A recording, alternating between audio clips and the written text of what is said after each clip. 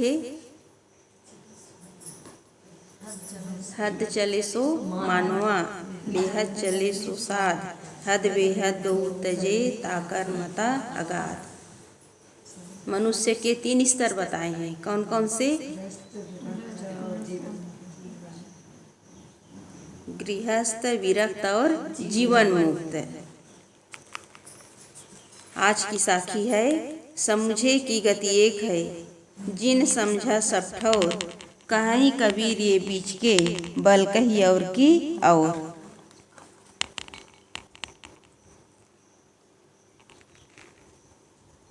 सदगुरु कबीर साहब जी कहते हैं, समझे की गति एक है, जिन्होंने जड़ चेतन की समस्त स्थितियों को, गुण धर्मों को एवं जड़ से सर्वथा भिन्न अपने चेतन स्वरूप को समझ लिया और समझ करके चिर विश्राम पा लिया। उन सब ज्ञानियों के एक ज्ञान, एक आचरण, एक स्थिति एवं एक समान मोक्ष अवस्था होती है। किसको समझने के लिए कह रहे हैं? जड़ चेतन की समस्त स्थितियों को, उनके गुण धर्मों को और जड़ से सर्वथा भिन्न क्या है अपना चेतन स्वरूप, उसको समझकर जिन्होंने चिर विश्राम पा लिया, अपने आप में अपने स्वरूप में स्थित हो गए, उन ज्ञानियों के एक ज्ञान, एक आचरण, एक स्थिति और एक समान मोक्ष अवस्था होती है। सदगुरु कहते हैं, कहीं कबीर ये बीच के, बल कही और की और। जो अतकचरे अधूरे लोग हैं, अन्य का अन्य बकते हैं। जिन्हें जड़ चेतन का यथार्थ बोध नहीं है, ये अतकचरे लोग अन्य का अन्य बकते हैं। तो यहाँ सदगुरु कबीर साहब जी कह रहे हैं, समझे की गति एक है। यह वचन बहुत वजनदार है। व्यवहारिक क्षेत्र में भी सभी समझदारों की दशा एक होती है। समझदार लोग किसी बात को लेकर आपस में लड़ते नहीं हैं। जिनके अंदर समझदारी है, जो व्यवहारिक क्षेत्र में है, जो सद्गृहस्थ में है, वे लोग भी आपस में लड़ते नहीं हैं। लड़ते कौन है? जो अज्ञानी है, जिनके अंदर समझदारी नहीं है, वे ही लोग आपस में लड़ते हैं। क्योंकि लड़ना पशु का काम है, मनुष्य का काम नहीं है। मनुष्य का काम है आपस में प्रेम से मिलजुल करके रहना, मधुरता का व्यवहार करना, ये मनुष्य का काम है। लेकिन मनुष्य अपने स्वाभाविक जो गुण है उनको छोड़ करके, अपने स्वाभाविक गुण क्या है?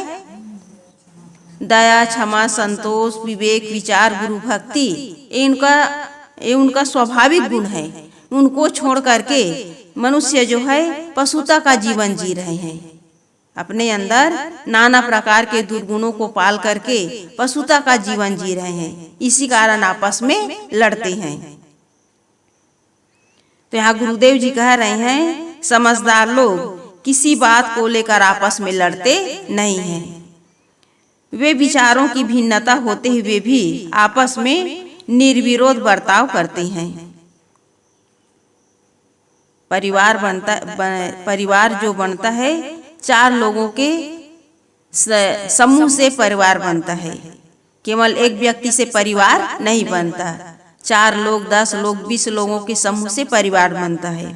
और समाज में भी केवल एक ही व्यक्ति नहीं रहते, वहाँ भी 8, 10, 20, 25 लोगों का समाज होता है।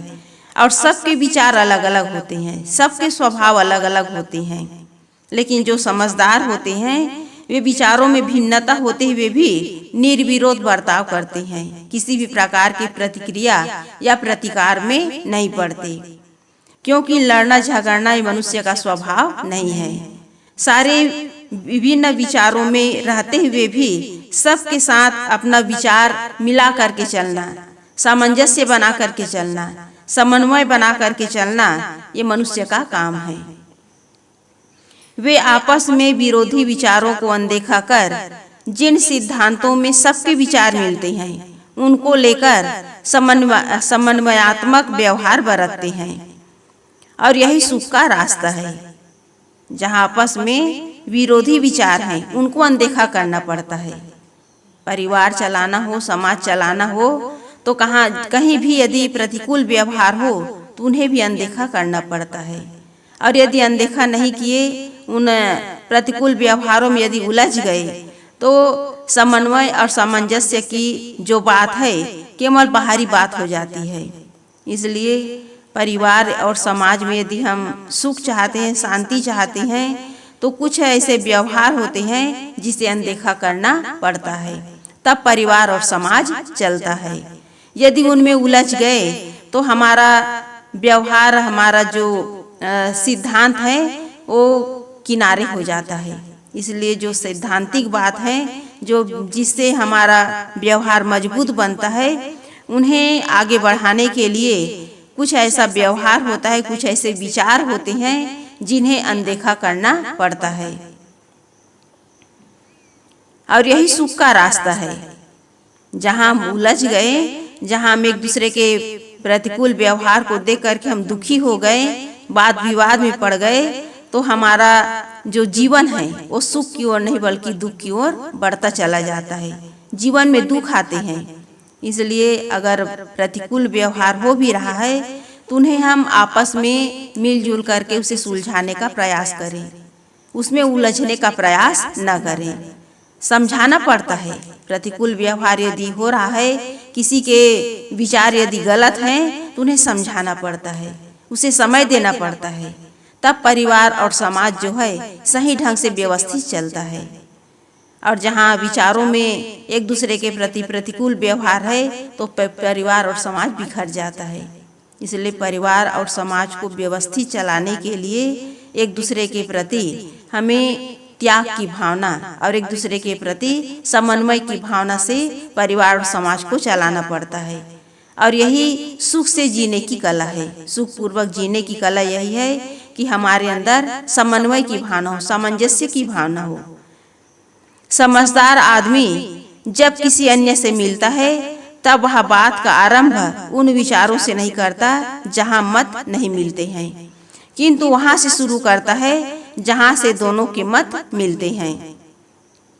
समझदार आदमी का काम यही है कि बात वहां से शुरू करे जहां से सामने वाले को ठेस न पहुंचे, उनके बातों, उनके सिद्धांतों का खंडन न हो। ये समझदार लोगों का काम है। वह अपरिचित विचार वाले लोगों के सामने सारा सत्य खोलकर कहने की उत्सुकता प्रकट नहीं करता।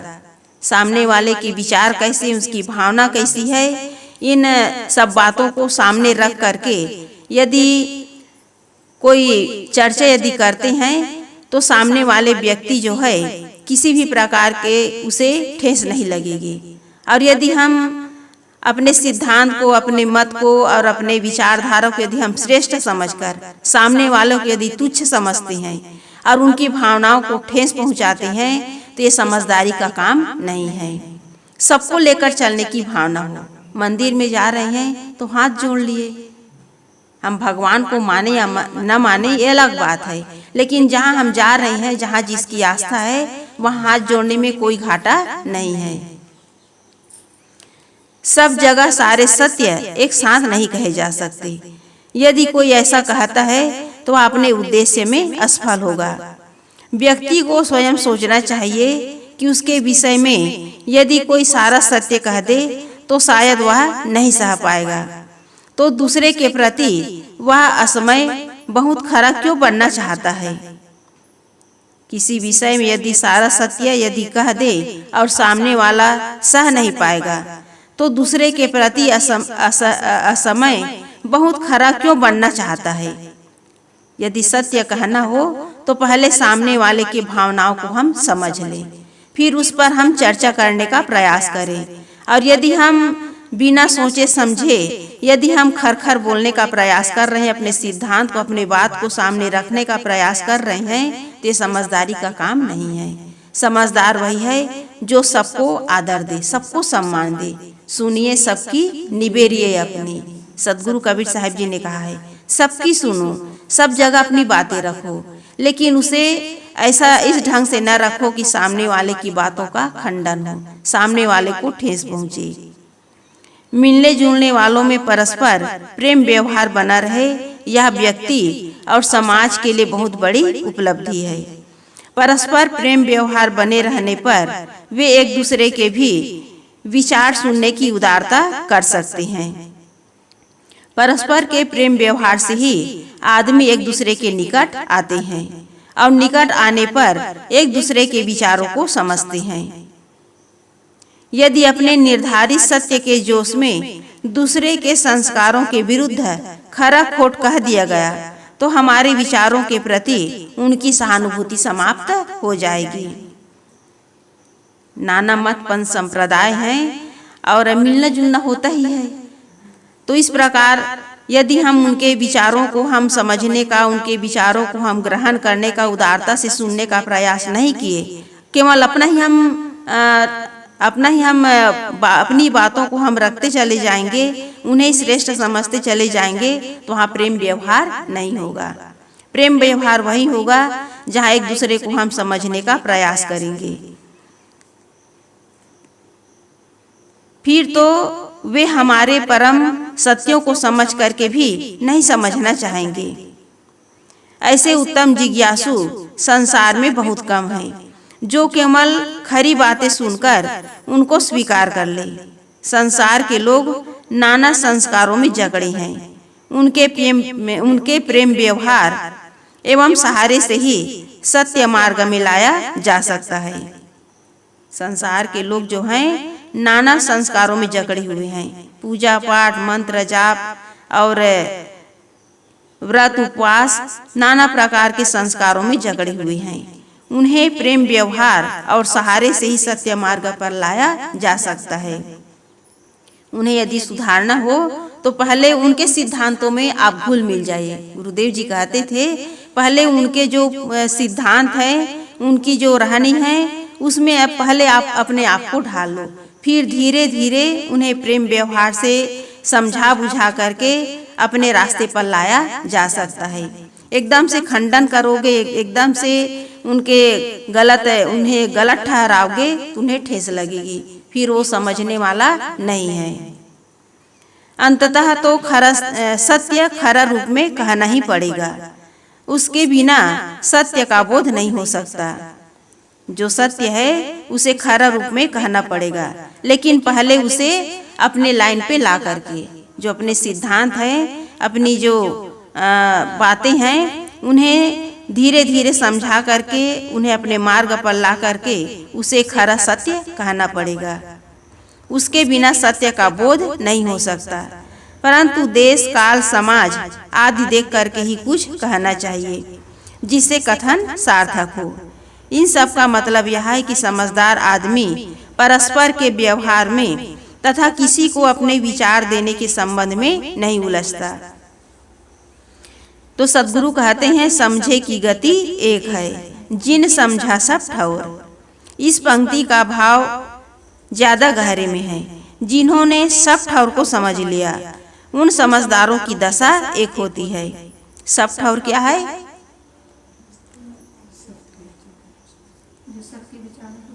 सब ठौर है अपनी आत्म स्थिति, अपनी स्वरूप स्थिति। जड़ चेतन का भेद, उनके गुण एवं लक्षण, जगत की स्थिति, स्वरूप का तथ्य, स्वरूप स्थिति की रहनी तथा उनकी जो दशा है, इन सारी बातों को जो समझकर यथावत ग्रहण और त्याग करता है और अपनी रहनी में रहता है, उन सभी ज्ञानियों की दशा एक होती है। जिन्हें जड़ चेतन का बोध हो गया, उनके गुण लक्षण तथा जगत की स्थिति और अपनी स्वरूप स्थिति की रहनी, इन सारी बातों को जो समझकर, यथावत समझकर, जो ग्रहण करने योग्य उसे ग्रहण करता है और त्यागने योग्य उसको त्याग देता है और अपनी रहनी में रहता है, उन ज्ञानियों की दशा एक जैसी होती है। जो समझने योग्य को समझ लेता है, उसकी बुद्धि निर्भ्रांत हो जाती है। समझने योग्य क्या है? जड़ और चेतन को समझना कि जड़ अलग है और चेतन अलग है। जड़ क्या है? दृश्य, वो केवल दृश्य है और उसे देखने वाला कौन है? दृष्टा चेतन। इसको समझ करके व्यक्ति जो है निर्भ्रांत हो जाता है, उसके अंदर किसी भी प्रकार की भ्रांति नहीं होती। क्योंकि जीव ही श्रेष्ठ है, जीव ही महान है, जीव ही सारे ज्ञान विज्ञान के सृजेता है। जब इस प्रकार बोध हो जाता है तो सारी भ्रांतियां कट जाती है और जो करने योग्य है उसको कर लेता है, उसका मन शांत हो जाता है। करने योग्य क्या है? विकारों का त्याग, वासनाओं का त्याग। जिन्होंने अपने विकारों को और वासनाओं का त्याग कर दिया उसका मन शांत हो जाता है, उनका मन पूरी तरह निर्द्वंद हो जाता है, उसके मन में कोई द्वंद नहीं रहता। अतः निर्भ्रांत बुद्धि और शांत मन वालों की दशा एक होती है। जिसके मन में किसी भी प्रकार की भ्रांति नहीं है और जिसका मन शांत हो गया, जिसका मन स्वस्थ हो गया, उनकी दशा एक होती है।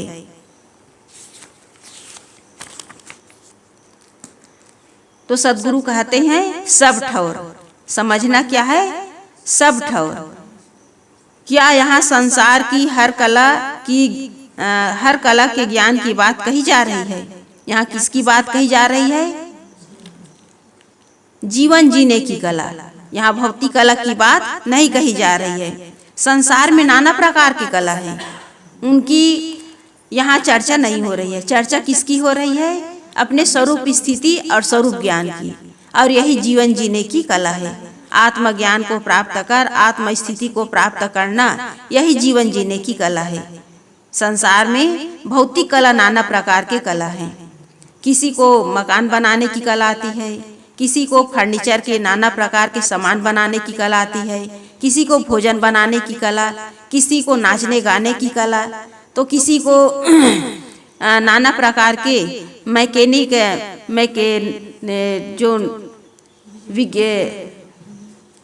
नाना प्रकार के जो मशीनरी सामान है, मोटर गाड़ी मोबाइल, नाना प्रकार की जो मशीनरी सामान है उन्हें बनाने की कला आती है।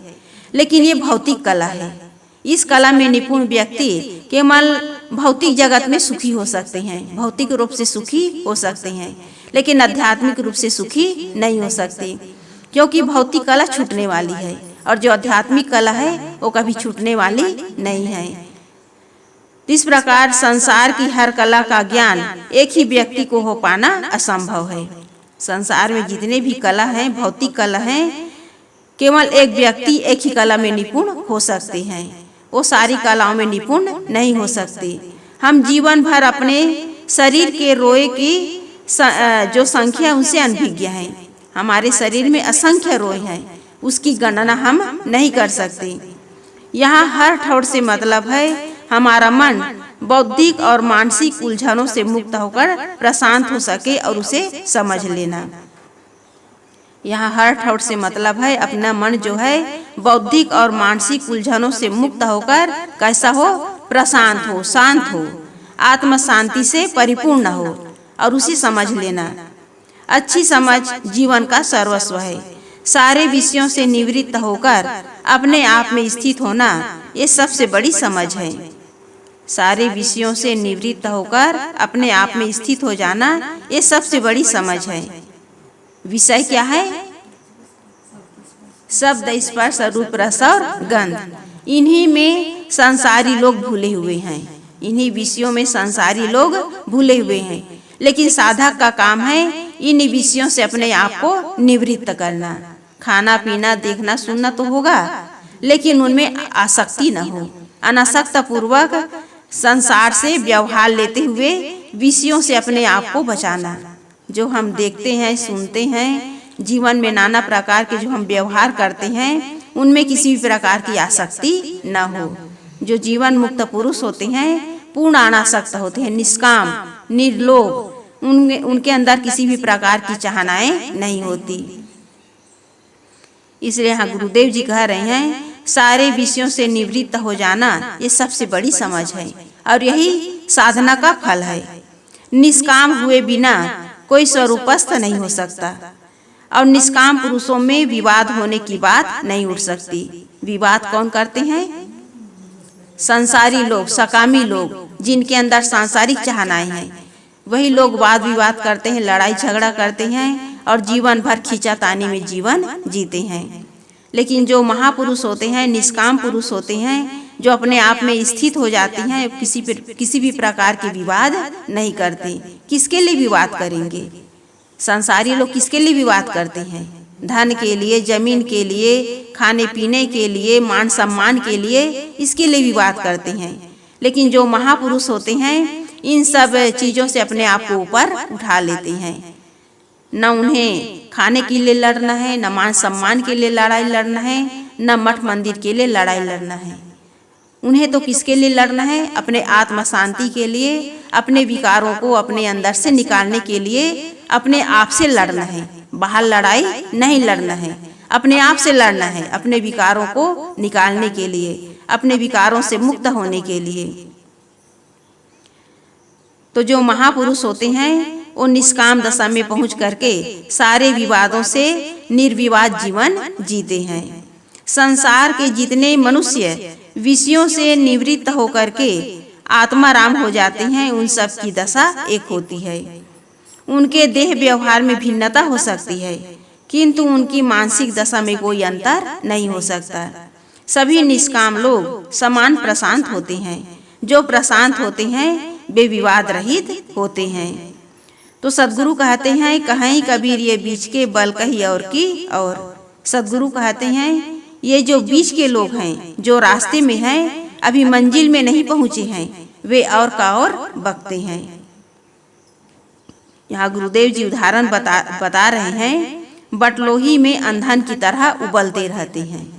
जिन्हें आत्मा का बोध नहीं है, जिन्हें जड़ चेतन का यथार्थ बोध नहीं है, जिसके अंदर नाना प्रकार की कामनाएं हैं, वे बटलोही में अंधन की तरह उबलते रहते हैं, कुछ का कुछ बकते रहते हैं। वे अपनी श्रेष्ठता जाहिर करते हुए दूसरों को तुच्छ कहते हैं। उन्हें ज्ञान तो होता है, लेकिन वे पूर्ण ज्ञानी नहीं होते। केवल ऊपर से अपने आप को ज्ञानी और विद्वान समझते हैं।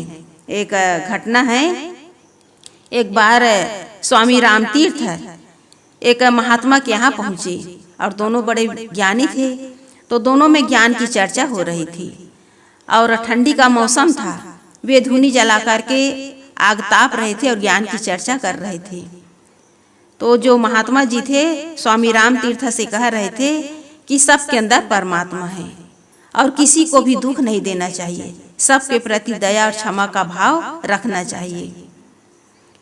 ठंडी का मौसम था, आप लोग तो एमपी की ठंडी जानते ही हैं, कड़ाके की ठंडी थी। तो कुछ दूर में एक गरीब व्यक्ति जो है वो भी ठंड से ठिठुर रहा था। उसका भी मन हो गया कि मैं भी थोड़ा आग ताप लूं। सूखी लकड़ी इकट्ठा किए, अब आग की जरूरत पड़ी। तो दोनों महात्मा चर्चा कर रहे थे, तो उन्हें भी आग की जरूरत पड़ी। तो उसने क्या किया, एक जलती हुई लकड़ी को वो निकालने लगा। धुनी जल रही थी, वहां से निकालने लगा। तो महात्मा जी क्रुद्ध हो गए, नाराज हो गए और उन्हें कहने लगे कि तुच्छ व्यक्ति, नीच व्यक्ति, तूने मेरी धुनी को छूकर अपवित्र क्यों किया? और मारने पर भी उतारू हो गए। तो स्वामी राम तीर्थ जो है हंसने लगे। जब स्वामी राम तीर्थ हंसने लगे तो उसका क्रोध और बढ़ गया। कहने लगे कि ये नीच व्यक्ति मेरी धुनी को छू दिए, अपवित्र कर दिए, और इन सब स्थिति को देख करके भी तुम हंस रहे हो। तुम्हारे अंदर इसके प्रति घृणा की भाव नहीं आ रही है, तुम हंस रहे हो। तब स्वामी राम तीर्थ ने कहा, अभी तो तुम आत्मा और परमात्मा की बात कर रहे थे और कह रहे थे सबके साथ दया का भाव रखना चाहिए, फिर ये तुम्हारे अंदर इसके प्रति तुच्छता का भाव कैसे आ गया? स्वामी राम तीर्थ ने कहा कि इसमें गलती तुम्हारी नहीं है, गलती तुम्हारे अहंकार की है। तुम्हारे अंदर जो अहंकार बैठा हुआ है, इसी कारण तुम्हारे अंदर इनके प्रति गलत भाव आया। तो आदमी जो है ज्ञानी तो हो जाते हैं, लेकिन अपने अंदर जो ज्ञानी होने का अहंकार उसका त्याग नहीं कर पाते। इसलिए सदगुरु कबीर साहब जी कह रहे हैं, बल कही और की और, कहते कुछ और हैं और रहते कुछ और हैं। उनकी कथनी करने और रहने में एक रूपता नहीं हो पाती। इसलिए यहाँ गुरुदेव जी उदाहरण दे रहे हैं कि ऐसे लोग बटलोही के अधन की तरह उबलते रहते हैं। उनके अंदर नाना प्रकार के अहंकार उनके अंदर रहता है और इसी अहंकार के कारण वे उनके अंदर तो विद्वता तो रहती है, लेकिन पूर्ण रूप से उसे आत्मा का बोध नहीं हो पाता। पूर्ण ज्ञानी वो कहला नहीं सकते। यहाँ कहावत है, अधजल गगरी छलकत जाए, कहीं कबीर अर्धघट डोले। जो अधूरा आदमी होता है वो और की अन्यथा बात करता रहता है। जिन्होंने सब ठोर समझकर जीवन में विश्राम पाया वह निर्विवाद होता है। और ऐसे जितने लोग हैं सबकी दशा एक समान दिव्य होती है। ऐसे लोग जो हैं अपनी आत्म स्थिति में पहुंच करके निर्विवाद जीवन जीते हैं। और ऐसे महापुरुष, जीवन मुक्त पुरुष कभी किसी के साथ ऐसा व्यवहार नहीं करता कि उनके व्यवहार से किसी को ठेस पहुँचे। उनका जीवन जो है दिव्य और महान होता है। ऐसे महापुरुष अपने आत्म स्थिति में, स्वरूप स्थिति में पहुँच करके किसी भी प्रकार की उलझन में नहीं रहते। वो पूरी तरह मुक्त होकर के अपने आप में शांत होते हैं। तो इस तरह अपने आप में स्थित होने के लिए क्या करना है? अपने आप को समझना है कि मैं शुद्ध चेतन आत्मा हूँ और मुझ में किसी भी प्रकार के विकार नहीं हैं। ये सारे विकार क्यों आते हैं? अपनी अज्ञानता के कारण, अपनी साधना के कमी के कारण। इसलिए साधक का काम है अपने अंदर जो विकार हैं, अपने अंदर जो दोष हैं, उसे धीरे धीरे निकाल करके पूरी तरह निर्द्वंद जीवन जीना, निर्विकार जीवन जीना, ये साधक का काम है। और जीवन मुक्त पुरुष अपने जीवन में यही सब साधना किए हैं और साधना करते करते आज महान हो गए, ऊपर उड़ गए। तो ये सब संदेश किसके लिए हैं? साधकों के लिए, मुमुक्षुओं के लिए, जिज्ञासुओं के लिए। तो इन जो महापुरुषों के जो संदेश हैं, उनकी जो वाणी है, उसे अपने जीवन में आत्मसात करना और अपने जीवन को ऊपर उठाना, ये हम साधकों और साधिकाओं का काम है। बोलिए सद्गुरुदेव की जय। वंदन है गुरुदेव तुमको, वंदन है गुरुदेव, वंदन है गुरुदेव तुमको, वंदन है गुरुदेव। काले जाल के फंदा भारी, काले जाल के फंदा भारी, परख लखायो भेव तुमको, परख लखायो भेव तुमको। वंदन है गुरुदेव, वंदन है गुरुदेव तुमको, वंदन है गुरुदेव। वेद शास्त्र सब खोजते हारे, वेद शास्त्र सब खोजते हारे, मर्म न जानत केव तुमको, मर्म न जानत केव तुमको। वंदन है गुरुदेव, वंदन है गुरुदेव तुमको, वंदन है गुरुदेव। गुरु समान और को दाता, गुरु समान और को दाता, ताकि करिए सेव तुमको, ताकि करिए सेव तुमको। वंदन है गुरुदेव, वंदन है गुरुदेव तुमको, वंदन है गुरुदेव। साहिब कबीर अभय पद दाता, साहिब कबीर अभय पद दाता, पूरण परख समेव तुमको, पूरण परख समेव